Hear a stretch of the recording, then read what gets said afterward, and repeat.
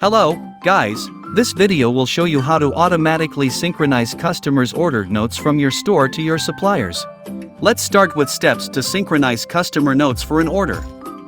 First, from your DSers dashboard, head to Settings. Once you're on the Settings page, expand General Setting and click Show More Settings. Then navigate to Synchronize to DSers.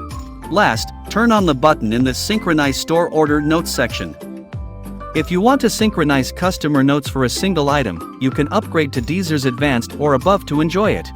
First, in your DSers dashboard, go to Settings. Once you're on the Settings page, access General Setting and click Show More Settings. Then select Synchronize to DSers.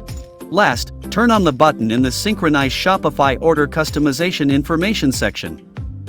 Once set up, your store order notes will be synchronized to DSers and then to suppliers automatically. If you have any questions or need further assistance, don't hesitate to reach out to our support team. Happy dropshipping!